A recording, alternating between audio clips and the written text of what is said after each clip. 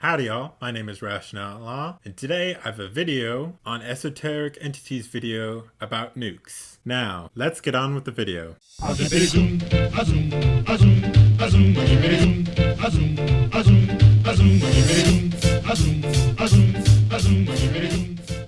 I am going to be making the case for private ownership of nukes, individuals being able to privately own nuclear weapons. Unlike smaller arms, like a gun for example, nukes cannot be stored safely, so they can't be stored at all. Now, the problem with this argument is that it confuses aggression with risk, along with demonstrating a clear lack of understanding for how nuclear weapons are constructed. Similar to smaller arms, you can store a nuke in a place which prohibits it from being used immediately. Basically, this line of reasoning in general is just incredibly broken because, like any other argument for prohibition using fear-mongering as a method to convince people that it's correct, this argument can't be taken to its logical conclusion, because to do so, you would have to ban everything which could potentially harm another person, and of course that's not possible since everything has the potential to harm you. Yes, technically everything can hurt you, but a gun is not gonna kill potentially thousands or even millions of people. And not only kill people, but damage the environment.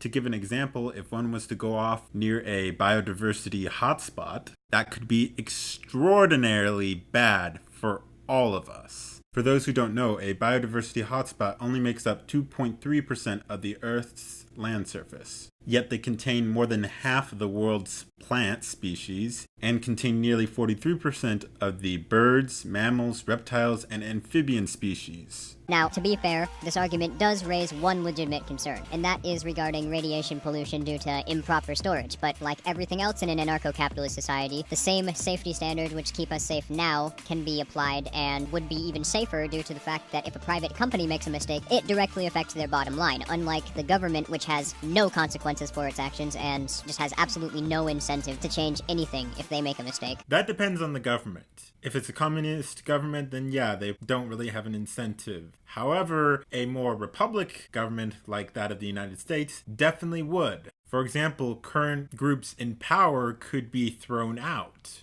or voted out. That is one incentive. The other is the fact that it could potentially cost them billions of dollars. So yes, governments do have an incentive. Here's probably one of the most common arguments against private nukes, that you can't own nukes because of the area they affect and the duration of. The problem with this argument is that it's too vague and has too many variables to be applied as a consistent individual example as it presents itself. How does one know precisely what area and duration the effect of the weapon has? This is knowledge that one needs to know in order to stop a future aggressor, and without this knowledge, this argument has an entirely arbitrary and meaningless limit on weapon ownership. No, it doesn't. For example, after the Chernobyl incident, there was sufficient amount of contamination in countries as far as Sweden, Norway, and the United Kingdom. That's far, far from Chernobyl. Not even a regular bomb is going to do damage like that far away from ground zero. Since every weapon has some area and duration of its effect. This argument is also a straw man because even if the claim was completely valid and that the area and duration of the nuke's effect was too destructive, it would only prohibit the use of the weapon, not the possession, trade, or manufacture of, because the possession of an object does not inherently allude to an act of aggression. Only using the weapon in an act of aggression constitutes as an act of aggression. You're assuming that everyone is going to be all nice and dandy. There are going to be bad people who will buy those and who will use them for evil purposes. Quite frankly, I don't even want the government to have nuclear weapons. I would like to see the end of nuclear weapons. I'm not talking about all nuclear technology, because nuclear technology can be a very good benefit to us. However, nuclear weapons only cause harm. The argument that a psychotic person can get their hands on a nuke is pretty common as well. Now, this actually is an objection which isn't incorrect in its premise because the premise is correct. This is a pretty serious problem. However, the issue here is that no matter what the scenario is, there is always a risk of this happening. But the difference is that in Ancapistan, everyone has the ability to defend themselves, and the rational people also have nukes, so it's easier to avert disaster in that the principle of mutually assured assured destruction applies to a broader amount of groups and individuals whose lives are being threatened by the psychotic person have a mutual self-interest in stopping the person who's threatening their life. This being in contrast with statism, assuring that people with absolute power are going to be the only ones who control these weapons, which can easily overpower any other individual or group, and that the individuals are not able to contest this. Yeah, the rational people have nukes, but we're talking about crazy people. For example, Islamic terrorists. They commit suicide just to kill you, so they're not going to care if they die.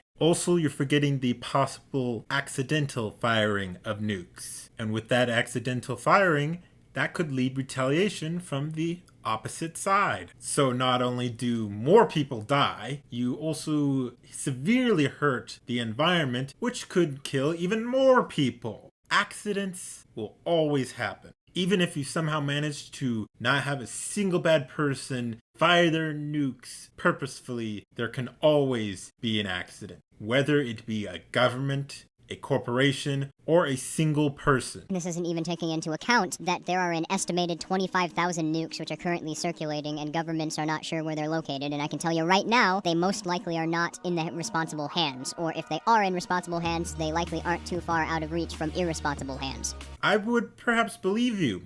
Maybe. If you provided a source, but you don't even do that. On one last note regarding this topic, there's a practical problem with this argument similar to the last argument in the sense that there's no solid figure for scale or effect given, meaning that this argument also can't be taken to its logical conclusion since it's vague enough to apply to anything which can possibly harm another person. Again, nuclear weapons have the potential to kill everyone. They have the potential to kill not only your enemy, but also innocent people far, far, far away from the initial blast. Not even a regular bomb can be compared to a nuclear bomb.